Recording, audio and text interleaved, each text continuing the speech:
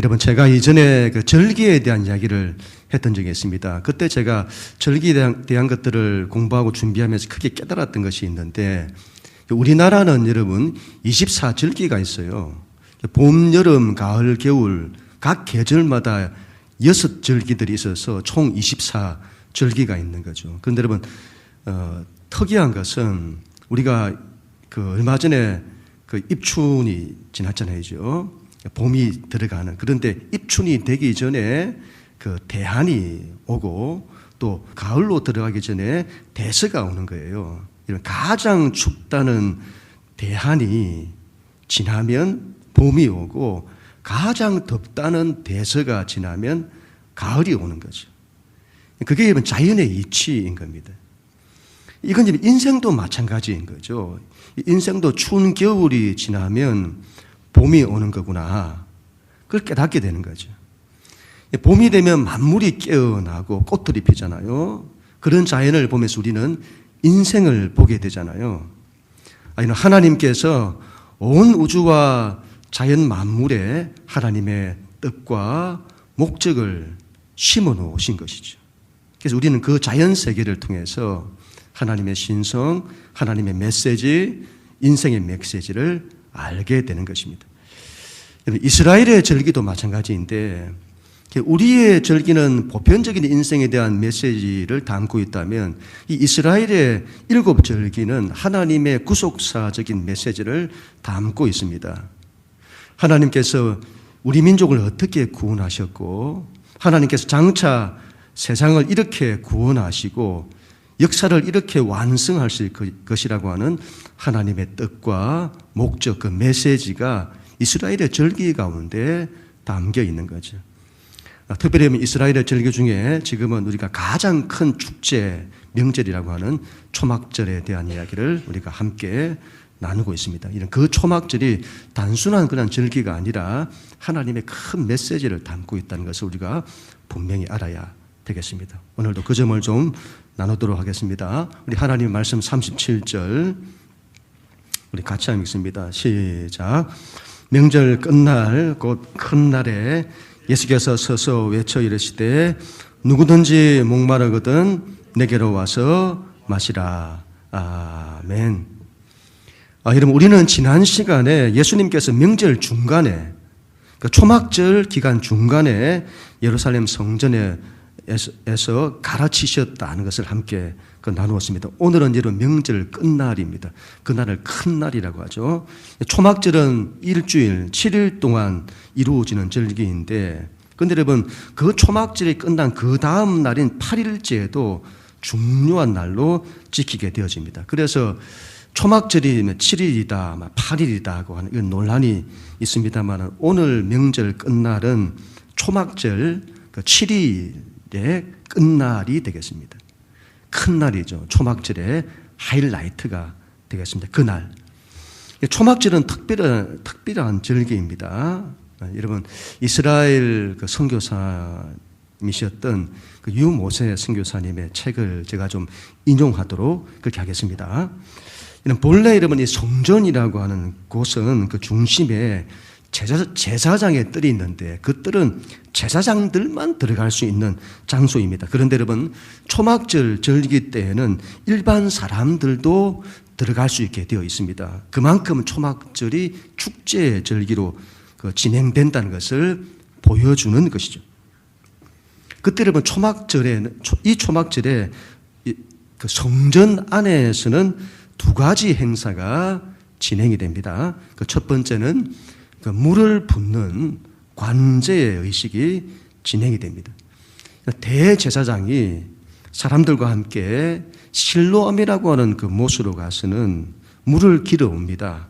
금으로 된 주전자에 그 물을 담아서 그 물을 가지고 수문이라고 하는 워터게이트라고 하죠. 수문이라는 것을 통과를 해서 예루살렘 성전 번제단에 그 물을 붓습니다. 일반적인 제사 때는 포도주가, 예수님의 피를 상징하는 포도주가 부어지는데 초막절에는 포도주와 함께 물도 같이 붓게 되어집니다. 그 물을 길으러 올 때에 찬양을 드리죠. 하늘로부터 하나님의 은혜의 비, 하늘의 축복이 임하기를 간구하는 그런 찬양입니다. 두 번째 의식은 번제단, 바로 남서쪽에, 바로 곁에 있는 남서쪽 곁에 버드나무 가지를 세우고 기도문을 낭송하는 의식입니다. 예루살렘 남서쪽에 모짜라고 하는 마을이 있다고 하는데 그곳의 시냇가에서 꺾어온 그 버드나무를 사용한다고 합니다. 물이 없으면 말라 비틀어질 죽을 그 나무를 가져와 제단 옆에 세우고 제단에 물을 붓는 거죠. 그 제단에 있는 물을 통해서 이 나무가 생명을 유지하는. 그리고 여러분 하루에 한 바퀴씩 제단 주변을 돕니다. 제단을 한 바퀴씩 여리고성을 한 바퀴 돌듯이 그렇게 제단 주변을 한 바퀴씩 돌면서 사람들이 함께 기도를 드리는 거죠. 시편 118편 25절에 말씀으로 기도를 드린다고 합니다. 여호와여 구하옵나니 이제 구원하소서. 여호와여 우리가 구하옵나니 이제 형통하게 하소서. 이런 여호와여 구하옵나니를 히브리어로 호시아나 이렇게 말합니다. 호산나 이런 말이죠. 그래서 호산나 하면서 간절히 바라고 기도하는 것이죠. 이게 무슨 의식일까요? 이런 의식, 물을 붓는 의식이. 이스라엘 민족이 출애굽 때에 광야 40년 동안 광야를 헤맸던 그 사건을 기념하는 겁니다. 그때 하나님께서 광야에서 반석에서 물을 내어 그들 백성을 먹이신 거죠. 여러분, 이 광야와 사막이라고 하는 곳에서 이런 물이라고 하는 건 생명수와 같은 겁니다.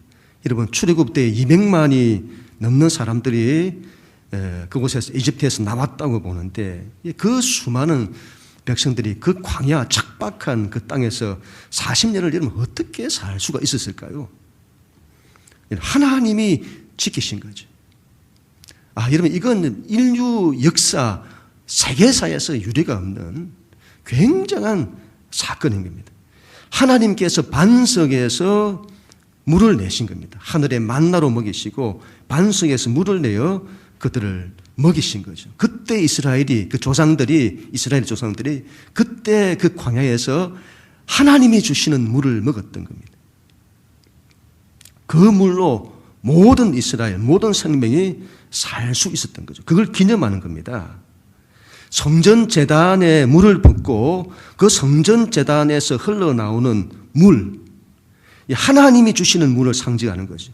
그 물로 모든 만물이 소성케 되는 것을, 살아나는 것을 기념하는 것입니다.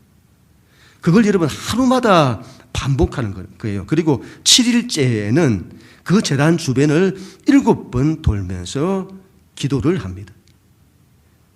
그때 그 명절 끝날, 큰 날, 그때 큰 목소리가 들린 거죠. 이런 수많은 사람들이 모여서 제단 주변을 돌고 기도하는 상황이라 예수님께서 큰 소리로 말씀을 하신 것입니다. 예수님이 큰 소리를 하신 그 이유가 이해가 되는 거죠. 사람들이 큰 소리를 들은 겁니다. 예수님이 큰 소리로 모든 사람이 다 들을 수 있도록 누구든지 목마른 자는 다 내게로 와서 마시라. 그 말씀이 큰 소리로 들리게 된 겁니다. 여러분 이전에 예수님께서 사마리아 수가성의 여인에게 이렇게 말씀을 하셨잖아요.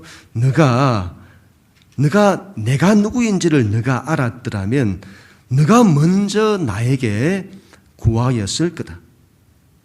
내가 누군지를 알았더라면 내가 먼저 구하였을 거다. 그리고 내가 그런 너에게 생수를 주었으리라.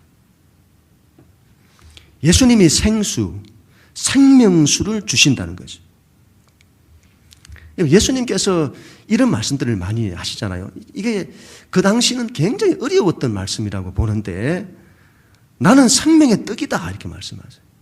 그리고 너희가 나를 먹어야 한다 이렇게 말해요. 나를 먹는 자는 살리라. 이런 쉽지 않은 말씀이죠. 근데 지금은 예수님께서 이제는 나에게 와서 마시라 이렇게 말씀하는 거예요. 나에게 와서 마시라. 그 옛날 광야 40년에서 반석에서 물이 나와서 이스라엘이 그 물을 마셨는데 그 반석이 예수님이다 이 말이죠. 하나님의 생명수가 반석에서 나왔듯이 예수님에게서 나온다는 걸 말씀합니다. 그 생수, 생명수를 네가 마셔라. 그래야 네가 산다. 구원을 얻는다. 이사야 55장의 말씀으로 예수님 말씀하십니다. 우리 이사야 55장 1절 말씀 같이 한번 읽습니다. 시작.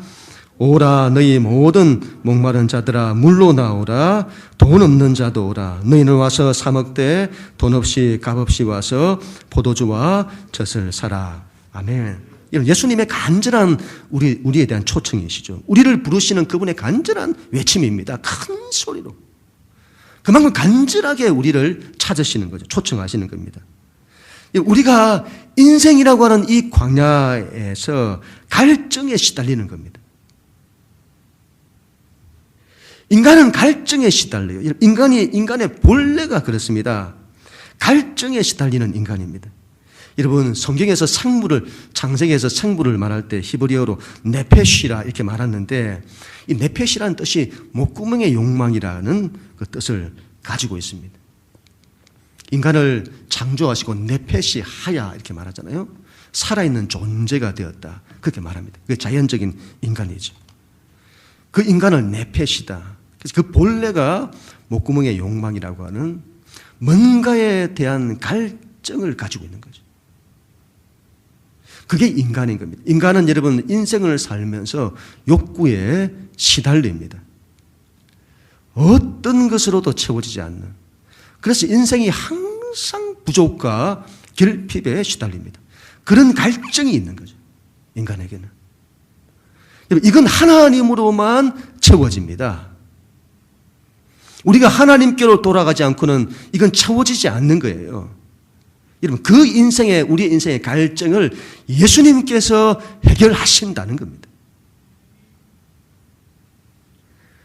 예수님이 그래서 크게 외치시는 거죠. 우리를 초청하시는 거죠. 우리의 인생의 갈증을 해결해 주시고자. 누구든지 목마른 자는 내게로 와서 마시라. 여러분, 삶의 갈증으로 시달리는 너희들아, 삶의 갈증으로 시달리는 너희들아, 삶이 채워지지 않아 부족과 결핍에 시달리는 너희들아, 너희는 내게로 나오라. 수고하고 무거운 짐진 자들아, 너희는 다 내게로 오라. 내게로 와서 돈 없이 값 없이 포도주와 젖을 사라. 누구든지. 너희가 돈이 없어도 좋다. 값이 없어도 좋다. 너희가 배우지 못해도 좋다. 너희에게 약함이 많아도 좋다. 너희가 가난해도 좋다. 너희에게 상처와 아픔이 있어도 좋다. 누구든지 나오라. 내게 나오라. 나오기만 하면 내가 너희에게 생수를 줄 것이다. 여러분, 이런 말씀을 하시는 분이 이 세상에 어디에 있을까요? 우리는 하나님께로 돌아가야 합니다.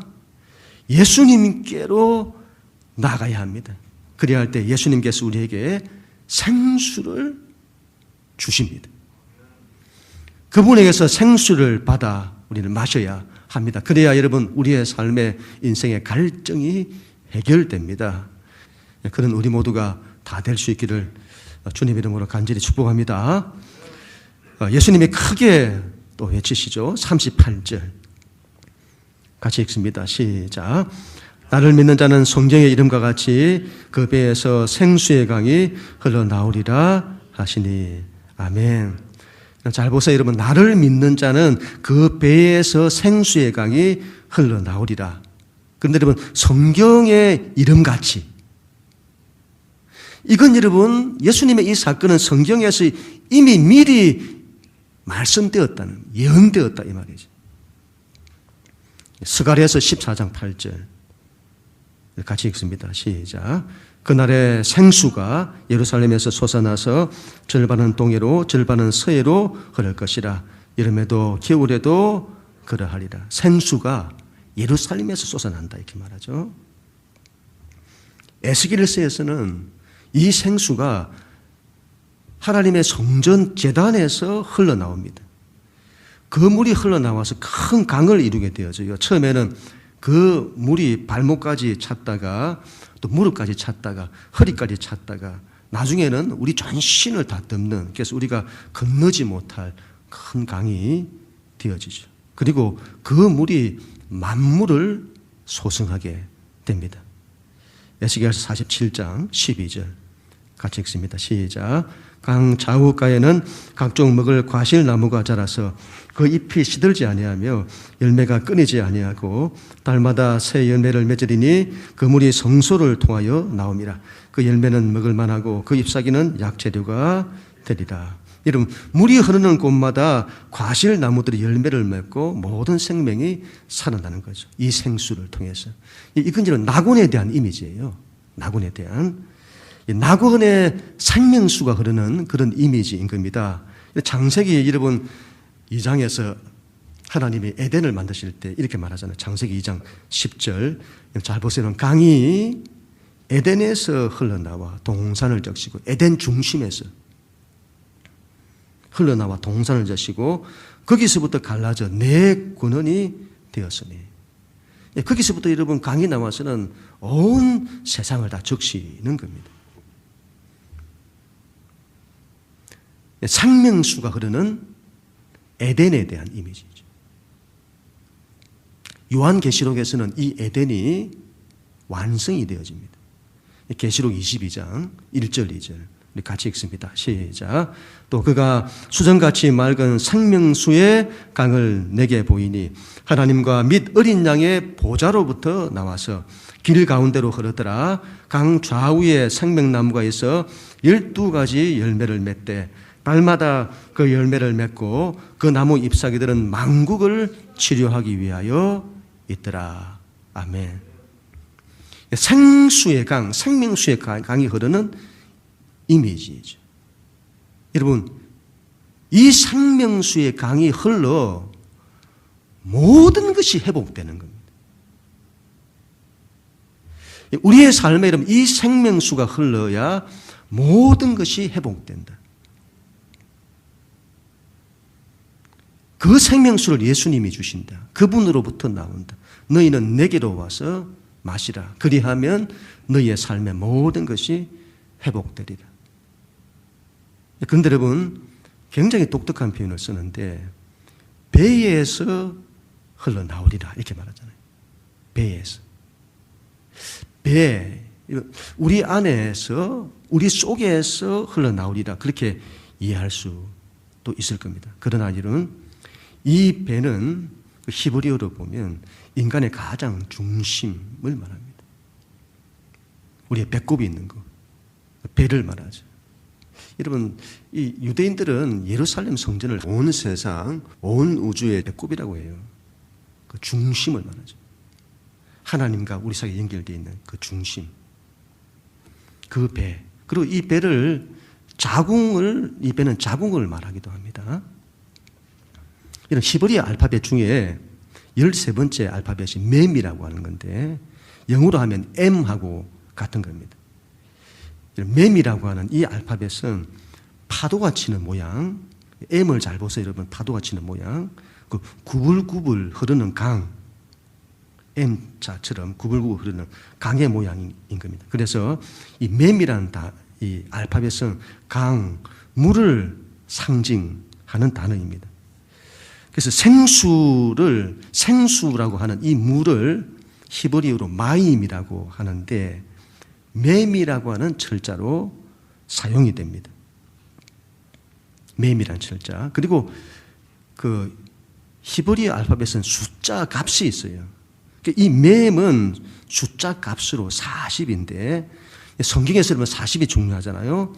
광야 40년, 40일 금식기도 또 고통의 때를 지나 새로운 생명 잉태되는 그걸 상징하는 40주 뭐죠 여러분? 잉태의 기간이죠. 40주, 10달. 생명이 모태에서 10달 있다가 태어나잖아요. 그걸 상징하는 게 맴입니다. 맴. 이 맴이라고 하는 알파벳은 정말 신비로운데요.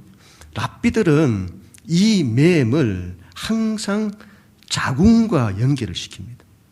자궁.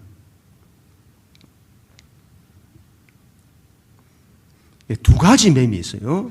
제가 그림으로 좀 준비를 했는데 한번 앞에 그림. 예.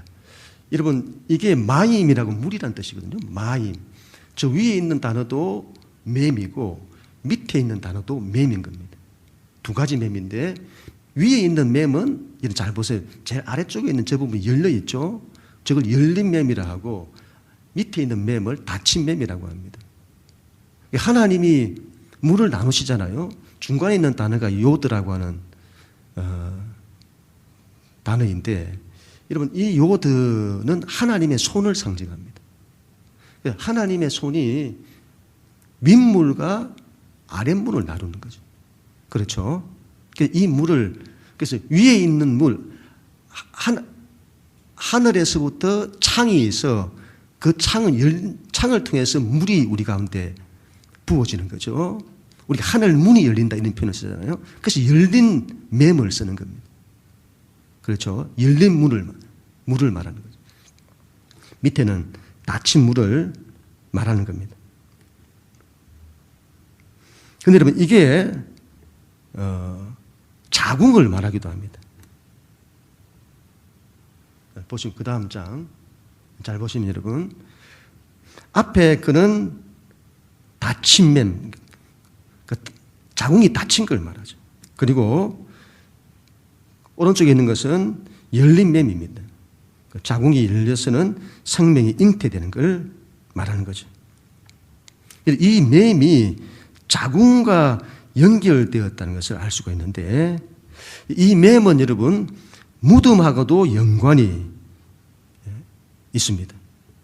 예수님께서 무덤에 있다가 새로운 생명으로 부활을 하시는데 그때 닫힌 무덤, 죽음을 상징하죠. 여러분 맴자가 꼭 그 무덤처럼 보이잖아요. 그 닫힌 무덤은 죽음을 상징하고 열린 무덤은 죽음에서 살아나는 부활을 상징합니다. 그래서 생수, 이 물은 마임인데 열린 맴과 닫힌 맴으로 구성이 되어 있습니다. 그래서 이게 이중적인 의미를 가지게 되는 거예요. 그래서 물이라고 하는 것은 혼돈과 죽음을 상징하기도 하고 하나님이 주시는 물은 생명수를 상징하기도 한 겁니다. 여러분 태중에 있는 자궁과 관계된다 얘기했는데 태중에 있는 아기를 한번 여러분 생각을 해보세요. 아기가 엄마의 양수, 물 속에 있잖아요. 이 물은 죽음을 상징하기도 한다고 했잖아요. 이름 제가 이런 생각이 들었습니다. 아기가 양수 속에, 물 속에 있잖아요. 물 속에 있으면 숨을 못 쉬는 거잖아요. 그렇죠. 그러면 죽는 것 아닌가요? 우리가 물 속에 빠지면 숨을 못 쉬어서 죽잖아요. 그런데 아기는 어떻게 살지? 숨을 안 쉬는데도. 아기의 배꼽이 엄마와 탯줄로 연결되어 있습니다. 그 탯줄을 통해서 영양분과 혈액의 산소를 공급받는다고 해요. 그게 없으면 죽는 거죠. 여러분 이건 정말 중요한 메시지를 담고 있다고 보는데 자연의 이치에 생명의 이치에 하나님의 메시지가 다 들어있다고 봅니다. 우리가 여러분 하나님과 연결되어 있어야 한다는 거죠. 하나님과 연결되어 있어야 된다.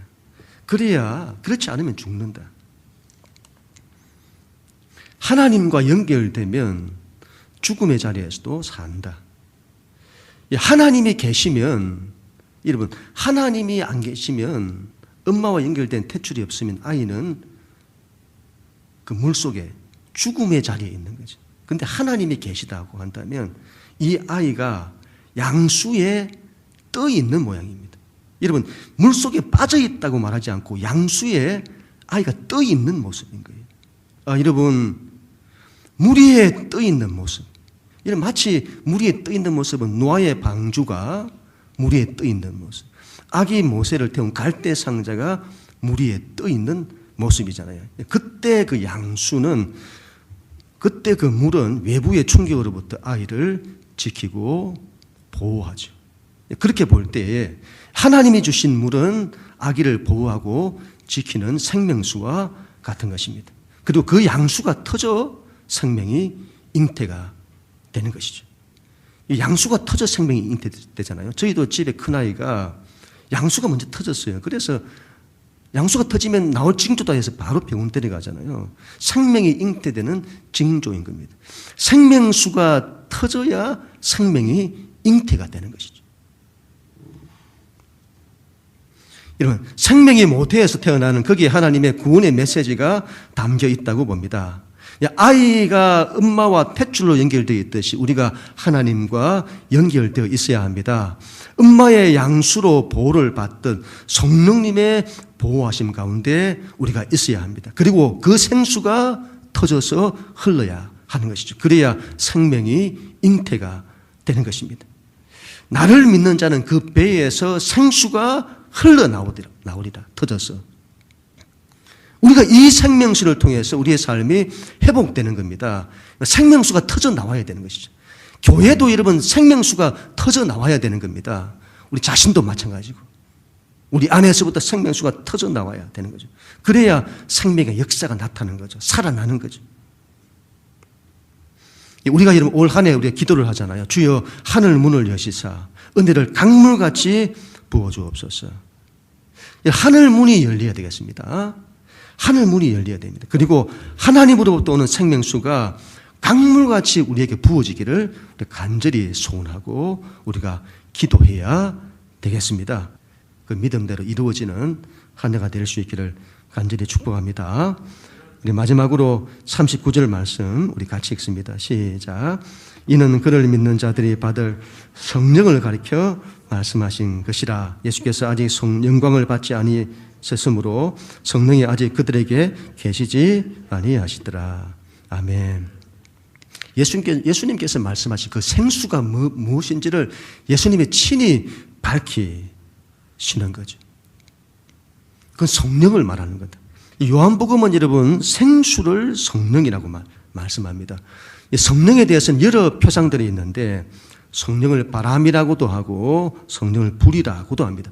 사도행전은 오순절 성령 강림을 통해 성령의 바람과 불이 임했다고 합니다. 요한복음은 그 성령을 물이라고 합니다. 생수, 생명수라고 하는 거죠. 우리 안에 여러분 성령의 바람이 가득해야 합니다. 우리 안에 성령의 불이 가득해야 합니다. 우리는 모세의 불타는 떨기나무가 되어야 합니다. 하나님의 불이 타오는 사람, 그런 사람이 되어야 합니다. 그런데 요한복음의 말로서 우리가 이해를 하면 성령의 생수가 가득한 사람이 되어야 합니다. 이게 우리 안에 넘쳐야 되는 거죠. 그걸 성령 충만이라고 하는데 이 성령의 물, 이게 우리 안에 넘쳐 처음에는 발목과 무릎, 허리까지 찼다가 온몸이 성령 안에 가득 잠기는, 그렇게 우리는 성령의 충만을 받고 성령 안에서 보호를 받는 그런 사람이 되어야 하는 것입니다. 성령이 아직 그들 가운데 계시지 않았더라. 이 말은 들으면 성령이 그때 안 계셨다는 말이 아니라 성령은 영원부터 영원까지 계십니다. 예수님에게도 성령이 함께 하셨습니다. 아직 계시지 않았다는 것은 오순절 마가의 다락방에서처럼 성령이 모든 육체에 부어지는 아직 그때가 되지 않았다는 겁니다. 예수께서 아직 영광을 받으시지 않았기 때문이다. 요한복음은 예수님의 십자가를 영광이라고 합니다. 예수님의 십자가 사건이 우리 가운데 성령을 주시게 된다는 거죠. 여러분, 예수님의 십자가가 얼마나 큰 능력인지를 우리가 알아야 합니다. 이번 예수님의 십자가는 인간의 죄의 문제를 해결합니다. 죄의 문제를 해결합니다. 그리고 하나님과 우리 사이의 모든 막힌 담을 다 허뭅니다. 하나님과 우리 사이의 관계를 회복시킵니다. 하나님과 우리 사이가 연결되는 거죠. 하나님과 내가 소통하게 되는 것입니다. 그게 여러분, 그 일이 예수님의 십자가를 통해서 우리 가운데 일어나게 된다는 것이죠. 여러분, 예수님의 십자가가 얼마나 큰 능력인가 할 때에 우리에게 잃었던 하나님을 다시 찾도록 해 주시는 겁니다. 우리에게 하나님을 주세요. 하나님이 우리와 함께 하시도록 해주시는 거죠. 여러분, 이 세상 그 어떤 학문과 철학과 종교와 과학, 그 어떤 것으로도 불가능한 그 문제를 예수님이 해결하십니다. 얼마나 엄청난 사건인지. 그 십자가를 통해 성령을 주시는 겁니다. 우리에게 하나님의 영을 부어주신다 이 말이죠. 그리고 우리의 모든 걸 다 살리신다. 우리가 새벽마다 누가복음을 봅니다만 누가복음에서 가장 좋은 것, 우리 인생의 가장 좋은 것, 가장 귀한 것을 뭐라고 말하죠? 누가복음은 성령이라고 말하죠. 가장 구하는 자에게 가장 좋은 것 성령을 주시지 않겠느냐, 그렇게 말씀하시죠. 우리는 이 성령을 마셔야 하는 것입니다. 제가 주중에 CBS 그 새롭게 하소서에서 그 진행자죠, 그 주영훈 씨에 대한 간증을 잠깐 듣게 되었는데, 이 사람이 목사님 아들이잖아요. 그런데 자기가 너무너무 힘들었을 때가 있었다고 합니다. 그때 누군가의 소개로 너무 힘들어가지고 빨리 답을 얻고 싶은 거죠. 그래서 누군가의 소개로 점치는 무당에게 간 적이 있다고 합니다. 그 무당집에 가서는 여러분 문을 딱 여는데, 여러분 그 안에는 보면 이 무당들이나 점치는 사람들의 그 내부의 독특한 그 분위기가 있잖아요.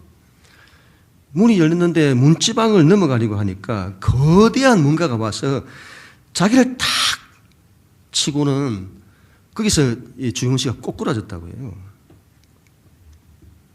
다 바닥에 꼬꾸라져서는 구토를 하고 속에 있는 것들이 다 넘어와서는 구토를 하고 난리가 났다고 합니다. 결국 들어가지 못하고 돌아가는데, 차를 타고 돌아가는데 시도등 앞에 딱 섰는데 갑자기 뒤에서 쾅 하고 다른 차가 들이받았다는 거 합니다. 그때 뒤통수를 하나 맞은 것처럼 하나님께서 자신을 치셨다는 생각을 갖게 된 것이죠. 사고를 낸 그분이 너무 죄송하다고 말했는데 그냥 가시라고.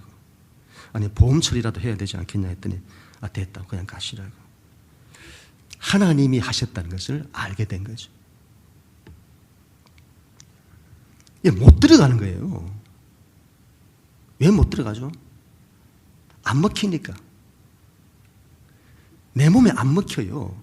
내 몸에 안 맞아서 구토가 일어나는 거죠. 우리는 여러분 그런 걸 먹어서는 안 됩니다.